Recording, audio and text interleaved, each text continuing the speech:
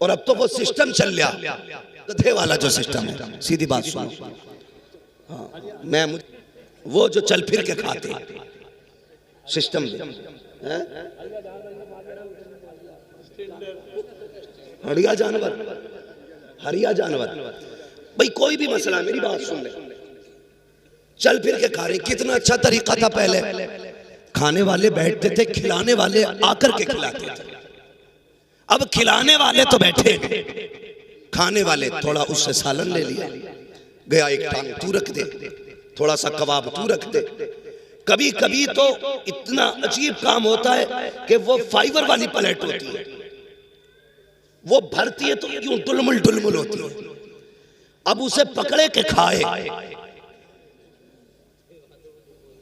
ये डिस्पोजल जो चल रही है आजकल, कितनी बड़ी बीमारी है। आज कोई किसी का झूठा खाने तैयारी नहीं, झूठा खाने तैयारी नहीं। यही वजह है कि किसी को cancer, brain tumour, heart attack, ये बीमारियां क्यों लगी? हमने मोमिनों के झूठे से नफरतें करना शुरू कर दी है, जबकि मेरे नबी ने फरमाया था मोमिन के झूठे में शिफा हुआ करती है। किसी आलिम का झूठा पीने तैयार न की, किसी हाफिज का झूठा खाने तैयार न की। किसी बर्तन में अल्लाह वाला खा के चला जाए तो तू इतना बड़ा मंत्री हो गया, कहता नहीं नहीं दूसरी प्लेट लेकर के आ। ये तो हो सकता है तेरी नई प्लेट में बीमारी हो, लेकिन ये नहीं हो सकता है हाफिज के झूठे में बीमारी हो, आलिम के झूठे में बीमारी हो, कारी के झूठे में बीमारी हो। और यार ये तो वो जाते हैं, अगर बीमार शय को हाथ लगा देते हैं अल्लाह उस शय को शिफा याब फरमा दिया।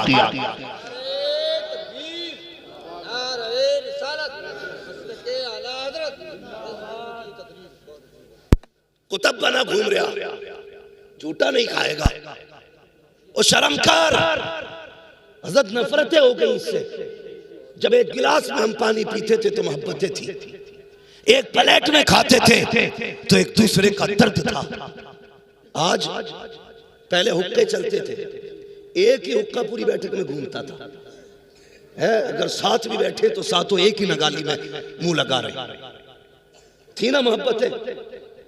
आज तो मैं उठ के जाऊं, दूसरा आएगा तो झाड़ेगा, ऐसा लगता मैंने वायरस रख दिया। ये नफरतें हो गई हमारे बीच, भाई भाई के साथ खाने तैयार नहीं, एक गिलास में पानी पीने तैयार नहीं। कहीं जाते हैं तो 6 लोग खा रहे हैं तो 6 गिलास रखे, क्योंकि नहीं अब कोई पसंद नहीं करता जूठा खाने में। शर्म कर यार, हाँ तजर्बा न किया हो तो कर लेना। कई बार ऐसा होता, हजरत जैसी शख्सियत भी अगर गिलास से पानी पिए और दूसरा पक्का फासिक को फाजिर बैठा करवट में, वो कहता पानी देना, तो अगर कोई दे नहीं पहले धो लो इसको। ये कहां चले गए? तो वो सिस्टम चल रहा है खड़े होकर खाने वाला, लोग इसे इज्जत वाला खाना कहते हैं। बड़ा आदमी है भाई, सबको बैल बना के खिला रहा है। हाँ शरीफ आदमी आज दावत नहीं खा सकता, जाए तो बैठने जगह नहीं, चल फिर के खाया करते। पहली बात दावतें नहीं होती, और बुलाया भी इमाम साहब को तो फाता पढ़वा लो। इमाम आया, बेचारे ने हाथ उठाए, फाता पढ़ी, चला गया। तुमने गधों की तरह खिलाया, थोड़ी देर गुजरी कि खाना खत्म हो गया। जब खाना खत्म हुआ सीधे कहते हैं लगता इमाम ने दिल से फातिहा नहीं पढ़ी। हाँ खाना खत्म हो गया, जिम्मेदार मौलवी, लगता है दिल से नहीं पढ़ी। कहा क्यों कि डेग खत्म हो गई। भाई गलती मौलवी की नहीं है, कमी इमाम की नहीं है, कमी तुम्हारी है। अगर तुमने जमीन पे दस्तरखान बिछाया होता, कहा होता ऐसे बैठ जैसे बैठने का तरीका मुस्तफा ने बताया है, और कहा कसम खुदा की खा के कहता हूं अगर सुन्नत को फॉलो किया जाए 90 लोगों का खाना 110 लोगों को अगर पूरा ना हो जाए तो नाम बदल के रखे। ये खाना जो कम पड़ा है उसकी फाता की वजह से नहीं, तुम्हारे तरीके की वजह से कम पड़ा। तो पहली बात तो गरीब की दावत ही नहीं होती मौलवी की। अगर कह दे तो ए बेटे चुप जाओ जरा, पहली बात तो दावत होती नहीं। और अगर दावत का नंबर भी आता तो सबसे छोटा वाला लड़का भेजा जाता मदरसे, हफज जी से कहिया बालकों की दावत है, सबसे छोटा वाला जिसका अपने घर में कोई मयार नहीं, उसे भेजते मदरसे के अंदर। खुद कहा जा रहा कि मुखिया से कह के आऊं, प्रधान से कही आऊं, नेताजी से कह दूं। नेताजी के लिए जूतियां तोड़ रहा है अपने, मदरसे के लिए वो कहने वाला आता है जिसकी बात का घर में भी एतबार नहीं, और वो कह के चला गया। बच्चे 1 बजे छुट्टी हो गई मदरसे की, 2 बज के कोई नहीं आया, 3 बज गए कोई नहीं आया। जो मुदर्रिस या मोहतमिम होता पता करा था भाई खाना शुरू हुआ कि नहीं, तो कहता लो जी तुम शुरू की बात कर रहे हो, खाना खत्म होने वाला, आए क्यों ना अब तक, हमने तो दावत करा दी थी। सुन मेरी कौम, ये बड़ी खुददार कौम है, ये फाके से तो मर सकती है, फिर बुलाए दस्तरखान पे नहीं आएगी। दावतें करके भूला ना करो, और खाने भी जब लगाते हो कहां कहां तुमने जलील किया, सुनो वो बता रहा हूं। मैं आईना हूं दिखाऊंगा दाग चेहरे के, जिसे खराब लगे सामने से हट जाए। ये मत सोचना मैं जन्नत बांट के जाऊंगा, जन्नत मेरे बाप की नहीं, जन्नत रसूल पाक की। बात कड़वी लगेगी मगर सच्ची बात कह रहा हूं। हमने कितना जलील किया कुरान वालों को। पहली बात तो दावत करते नहीं, कर देते तो बुलाते ही नहीं, और बुलाया भी जाता है तो उधर लगी है शानदार मेज, अच्छी कुर्सियां। जब मदरसे वाले बच्चे आते कहते ना इधर नहीं, लल्ला उधर पाल बिछा के खिला दो, इधर नहीं, इधर वीआईपी लोग खाना खाएंगे,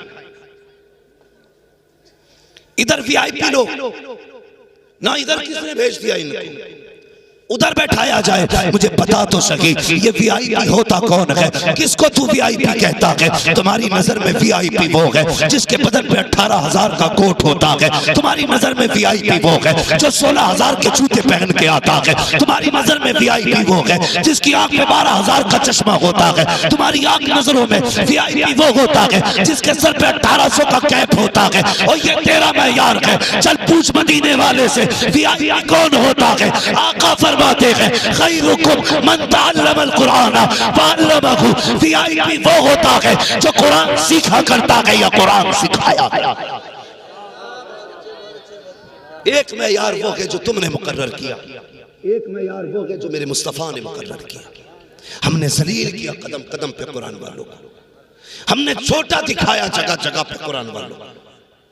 मैं तो डंके की चोट पे कहता हूं, बहुत शौक है ना डीजे बजाने का, बहुत शौक है ना डांस करने का, चल बजा डीजे निकाह पे। जब दम अटकने लगे मौलवी को मत बुलाना, फिर भी नहीं डीजे वालों को बुलाना। करेगा कोई डीजे तो डीजे, मोहल्ले भर में कव्वाली बज जाए तो खैरियत नहीं कि मेरा अब्बा मर रहा है और तुम्हें गैरत नहीं आ रही, मेरे अब्बा की सांसें अटक रही हैं, तुम्हारी समझ में नहीं आ रही है, तुम बड़ी जमा के गाने बजा रहे हो, तुम कव्वालियां बजा रहे हो। ये हालात है। अगर तुम मैयत पे डीजे नहीं बजा सकते तो तुम्हें निकाह पे डीजे बजाने का हक किसने दिया? बताओ मुझे। मौत के वक्त अगर साउंड तेज हो तो तेरे बाप को तकलीफ होती है, शादी पे अगर गानों की आवाज आए तो रसूल पाक को तकलीफ होती है। क्यों नहीं सोचते, क्यों नहीं बदलते अपने आप को? हमने सिर्फ इस कौम को तीजा पढ़ने वाली कौम समझा, हमने इस कौम को सिर्फ चने पढ़ने वाली कौम समझा। नहीं, ये चने पढ़ने वाली कौम नहीं है, ये उम्मत को मुस्तफा तक ले जाने वाली कौम है, ये गुलामों को हुजूर तक पहुंचाने वाली कौम है। इसकी इज्जत किया करो, इसकी कदर किया करो। अगर तुम्हारे घर में अपना बेटा हाफिज कुरान है तो उसे सिर्फ बेटा ना समझना, बल्कि उसे हुजूर के दीन का वारिस भी समझना है। भले ही अपना बेटा समझ के इज्जत ना करो, मगर कुरान का हाफिज समझ करके उसका एहतराम करना है। करेंगे इंशाअल्लाह? बोलो जोर से, और जोर से इंशाअल्लाह। ये सारे बच्चे गांव के या बाहर के भी? माशाअल्लाह, बहुत कम ऐसे जलसे मिलते हैं जहां पे फारिग होने वालों में बस्ती के बच्चे फारिग होते, ज्यादातर चराग तरह अंधेरा ही दिखाई देता है। हम कहते हैं जी हमसे पैसे ले लो, बच्चे ना लो पढ़ाने के लिए। बच्चे पढ़ाएंगे इंग्लिश मीडियम में, कुरान नहीं, कुत्ता बिल्ली पढ़ाना है। मैं इनकार नहीं करता, हमारी कौम का जवान हिंदी इंग्लिश पढ़े, आगे बढ़े, IAS बने, IPS बने, MBBS बने, फख्र होता हमें। लेकिन उससे पहले हुजूर के कुरान का कारी बनना चाहिए। हाँ, उससे पहले कुरान का कारी बनाओ, हुजूर का आशिक बनाओ, जरूरियात दीन की कुछ बातें उसको सिखा दो, ताकि आपका बेटा अपने ईमान की हिफाजत कर सके। वरना जितने भी बड़ी बड़ी डिग्री वाले हो जाते हैं लोग, वो कहते हैं नहीं जी सब एक ही है, ईश्वर भगवान अल्लाह, मंजिल सबकी एक है, तरीके अलग अलग, ये कह के लोगों को गुमराह किया जाता है। नहीं, अगर सीने में ईमान होगा, इश्क़ मुस्तफ़ा होगा, तो रब की बात ऐसे नहीं करेगा, बल्कि वो ऐसे करेगा जैसे बरेली के इमाम अहमद रजा ने की। वो कहेगा वही रब है जिसने तुझको हम तन करम बनाया, हमें भीख मांगने को तेरा आस्था बताया, तुझे हम्द है खुदाया, तुझे हम्द है खुदाया। इसलिए जरूरी है अपने बच्चों को डॉक्टर, मास्टर, इंजीनियर बनाने से पहले कुरान पढ़ा लिया जाए। वरना कई बार लोग कहते हैं बड़ी अच्छी जिंदगी जी लिया मैं, क्या हुआ, अल्लाह ने 5 बेटे दिए थे तो 5 मैंने बिजनेसमैन बना दिए, 3 प्लॉट छोड़े हैं, 4 मकान छोड़े हैं, बेटे सब अपने अपने पैरों पे खड़े हैं। ये कोई कामयाब जिंदगी है? कामयाब जिंदगी वो नहीं जिया जिसने अपने पीछे बिल्डिंग मकान छोड़े हैं। कामयाब जिंदगी वो जिया है जिसने अपने पीछे कुरान पढ़ने वाले छोड़े। मरने के बाद क्या चाहिए? बिरयानी बताओ, रसगुल्ले, एयर कंडीशन रूम, लग्जरी गाड़ियां? नहीं ना, सिर्फ एक ही चीज चाहिए और वो है रब की रजा। यही चाहिए ना मरने के बाद। तो ये कब मिलेगी? जब हम अपने बेटों को कुरान दे करके जाएंगे, अपने बेटों को दीन से जोड़ करके जाएंगे।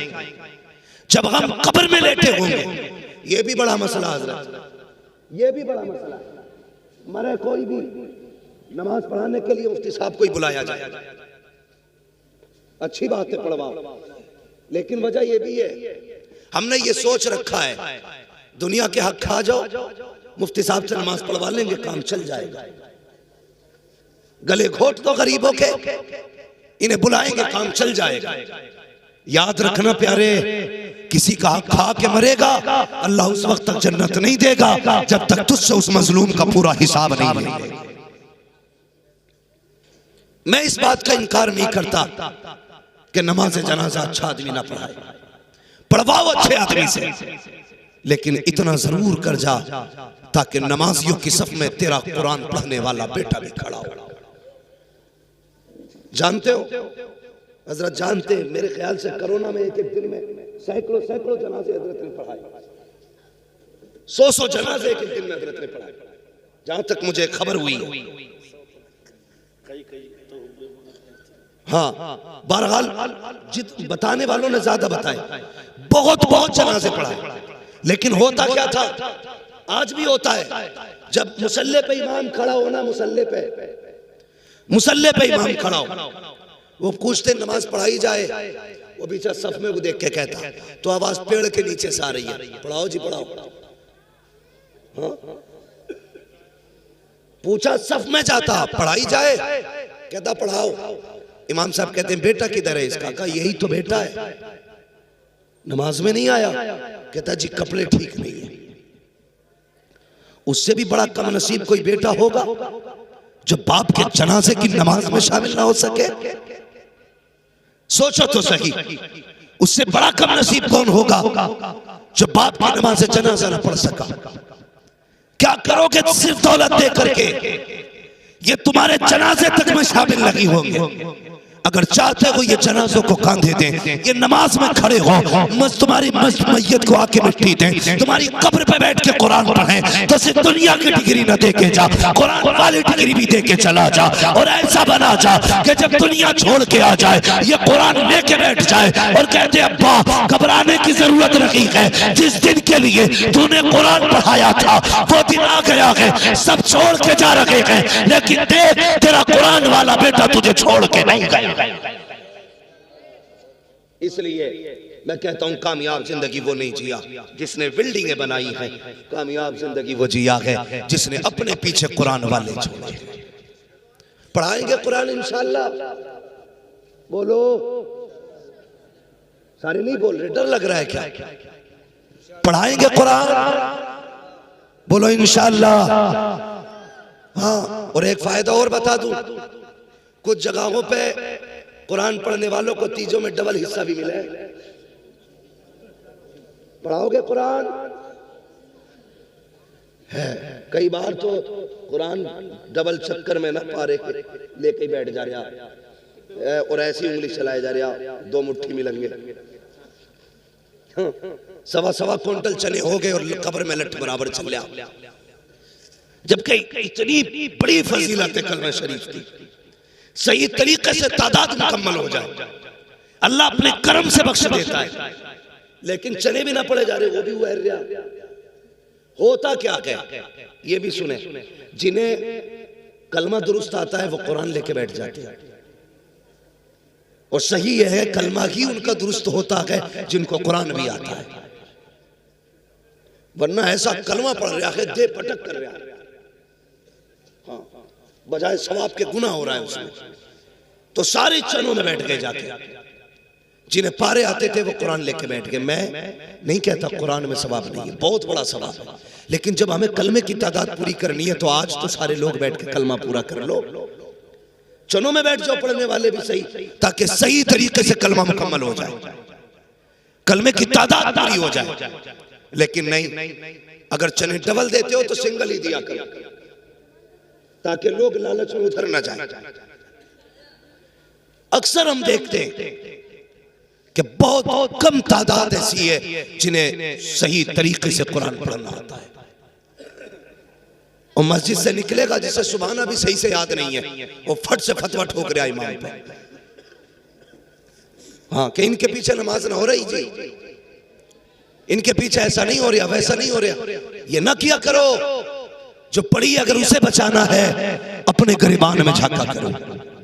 जितने धुन से दूसरे के ऐप देखते हो उतने धुन से अपने ऐप देखा करो। जितनी कोशिश दूसरे की सलाह में करते हो अपनी सलाह में कोशिश किया करो। अगर ये अमल बना लिया कसम खुदा की मदीने वाला भी राजी हो जाएगा, काबे वाला भी राजी। दूसरे से ज्यादा अपनी सलाह की कोशिश करें, बच्चों को कुरान पढ़ाएं, दीन सिखाएं, और बच्चों को मदरसों में दाखिल करें, और साथ में दुनियावी तालीम भी दें। यह हक है हमारा, जरूरत है इस दौर की दुनियावी तालीम देना भी, लेकिन साथ में दीनी तालीम बहुत जरूरी है। इसलिए बच्चों को पढ़ाइए, इदारों का ताउन कीजिए। एक बात और कह जाऊं ताउन के हवाले से, बहुत गौर से मेरी बात सुने। हमारे यहाँ इंतकाल होता है ना, तो सबसे पहला काम होता है कुरान की पेटी लाई जाती है। सबसे पहले कुरान की पेटी लाई जाती है, उस पर लिख दिया जाता है बराए ईसाले सवाब फला मरहूम, ला के मस्जिद में रख दी। कहीं कहीं तो इतनी पेटी हो गई कि मुसल्ले तक आ गई। इतने पढ़ने वाले बस्ती में लोग नहीं जितने पारे बस मस्जिद में रखे हुए। और बेटा भी पेटी देख के बरी हो गया, पेटी दे दी बस हो गया काम। नहीं, आपने कुरान दिया मस्जिद में, वहां तो पहले से इतने पारे थे कि रखे रखे कीमत पा रही थी। उनकी हिफाजत करने वाला कोई नहीं, गर्द चढ़ गई रखे रखे पारों पर।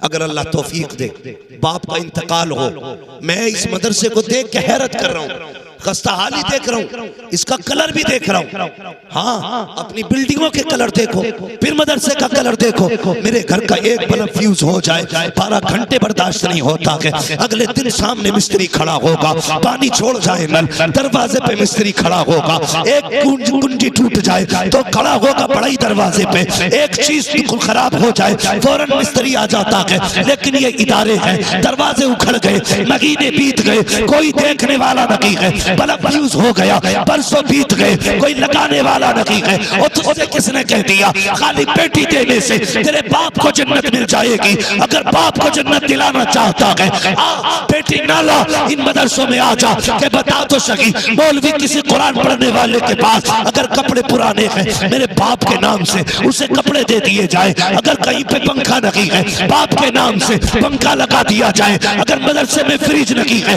मेरी माँ के नाम से फ्रिज लगा दिया जाए। अगर मदरसे के अंदर कूलर नहीं है कुरान वालों के लिए कूलर लगा दिया जाए। दावे के साथ कहता हूँ जब तेरा दिया हुआ कूलर चलेगा उसकी ठंडी हवा आएगी, इधर हाफिज के सीने को हवा ठंडी करेगी, उधर अल्लाह कब्र में तेरे बाप की कब्र को ठंडा फरमा।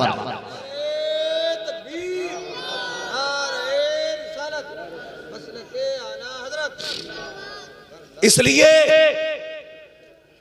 मदरसों को देने से इतना फायदा है कि शायद मरने के बाद आप कहो कि बहुत अच्छा किया था, एक कमरा बनवाए थे। ये याद रखना मेरी बात, आप कहो अच्छा किया था, एक कमरा बनवा दिया था। कोई गारंटी नहीं है मरने के बाद कोई तुम्हारे लिए इसाले सवाब करेगा। अच्छा, हम में से कितने लोग हैं जो अपने परदादा की कब्र जाते हैं और जानते भी हैं? बहुत कम लोग होंगे ना जिन्हें अपने परदादा की कब्र मालूम भी है और जाते भी हैं, बहुत कम। अगर ये दौर ऐसा है तो आने वाला दौर तो और खतरनाक है। हमारे मरने के बाद हमारे पोते हमारी कब्रों पे नहीं आएंगे। ये भी हो सकता बेटे ही कब्रों पे ना आए। इसलिए